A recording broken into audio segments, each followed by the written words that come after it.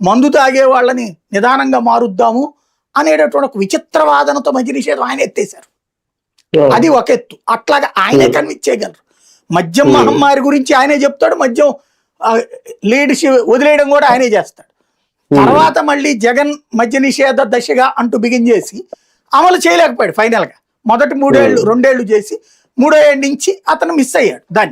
దాన్ని విమర్శించి తర్వాత ఏం చేశాడు, అయ్యయ్యో మీరేదో ఓ పెగ్గు తాగుతారు, పొద్దు నుంచి రాత్రి దాకా కష్టపడే వాళ్ళు పెగ్గు తాగకపోతే కష్టం కదయా, మీరందరూ ఎట్ట బతుకుతారు పాపం, మీ అందరి కోసం నేను నాణ్యమైన మందు, మరి అదేందో మందు తాగితే నాణ్యమేందో నాకు అర్థం కాల. నాణ్యమైన మందు అంటే తొందరగా చస్తారనే, లేటుగా చస్తారనే, చావకుండా బతుకుతారనే, ఎలాగో అర్థం కాదు ఇప్పటికి కూడా. నాణ్యమైన మందు అని చెప్పడం, ఆయన వెనకాలే పవన్ కళ్యాణ్ గారు చప్పట్లు కొట్ట అవునవును నాణ్యమైన మందు ఇస్తామని చెప్పి. ఇప్పుడు కల్తీ మందు దొరుకుతుంటే వాడెవడో చేశాడు వీడెవడో చేశాడని చెప్తారు. ఇప్పుడు కూడా నాణ్యమైన మందు అమ్ముతున్నామనే చెప్తున్నారు.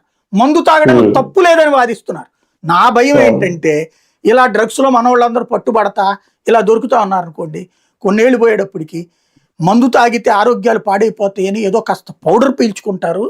ఆ పౌడర్ పీల్చుకున్నంత మాత్రం ఏమవుతుంది, కాస్త ఆ టైంకి శక్తి వస్తుంది.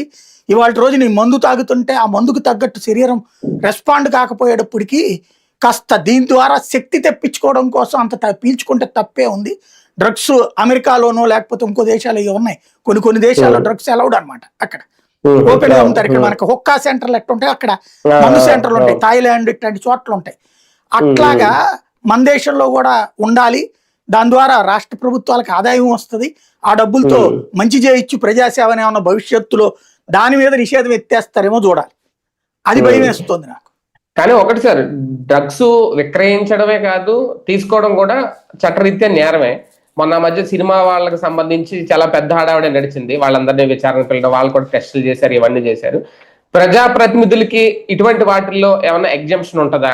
లేదు ఓకే ఈయన ఎక్కడ తీసుకున్నా రాష్ట్రం ఏదైనా ఏ ఫామ్ హౌస్ లో కూర్చున్నా సరే ఇలాంటి వాళ్ళకి